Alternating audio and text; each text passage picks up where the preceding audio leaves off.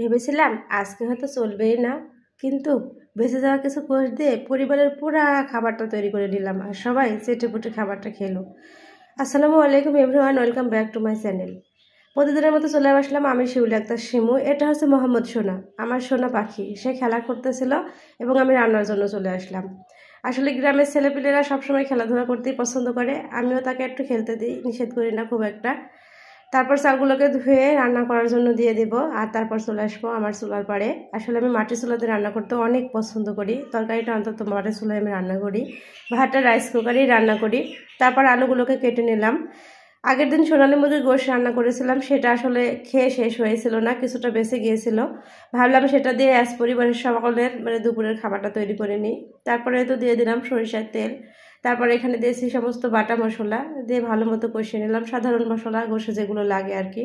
এখানে দিয়েছি জিরা ধনিয়া বাটা, গরম মশলা বাটা, পেঁয়াজ রসুন বাটা, আদা বাটা, দিয়ে ভালো মতো কষিয়ে নিব। তারপর দিয়ে দিব আলুগুলিকে আমি ভালোভাবে কষিয়ে নেব।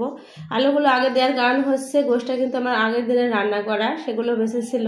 আর আমাদের মতো মধ্যবিত্ত ফ্যামিলির মানুষগুলো আমরা সকলেই চাই যে কিছুটা অল্প খাবারেও পরিবারের সকলের খাবারটা তৈরি করতে তৈরি করে ফেলি আর কি, ফেলি না। এগুলো ছোটোবেলা থেকে মায়ের কাছ থেকে শিক্ষা।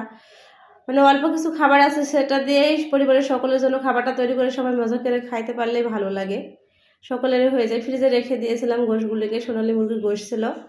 তারপর সেগুলিকে আলু দিয়ে ভালো মতো কষিয়ে নিব, নিয়ে আজকের খাবার তৈরি করে ফেলবো। আপনাদের যদি আমার ভিডিও ভালো লেগে থাকে অবশ্যই একটা লাইক করবেন। হ্যাঁ, একটা লাইক করলেই হবে, ফলো করতে হবে না। যদি ভালো লাগে তো ফলো করতে পারেন, না মন না চাইলে না।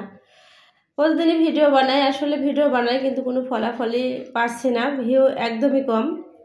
মনটা খুবই খারাপ লাগে, তারপরেও কেন যেন অভ্যাস হয়ে গেছে, ভালোবাসা এসে গেছে এই পেজের উপর। পেজটা ছাড়তেও মন চায় না, তাই মাঝে মাঝে ভিডিওটা অনেকটাই কমিয়ে দিয়েছে। আগে যেখানে 3টা রিলস দিতাম, একটা বড় ভিডিও দিতাম, একটা লেখালেখি পোস্ট করতাম, একটা ছবি পোস্ট করতাম সকালে, কিন্তু এখন আর কিছুই করি না। এখন শুধু সকালে একটা ছবি, তারপর 11টার সময় একটা বড় ভিডিও কয়েকদিন দিই না, আর একটা বিকালে রিলস দিই। আসলে কাজের পরিমাণ কমাই দিয়েছি, কিন্তু কাজ ছাড়ি নাই, কাজ ছাড়বো না কখনো ইনশাল্লাহ। তারপর যখন কষানো হয়ে এসেছে পরিমাণ মতো ঝোল দিয়ে দিলাম।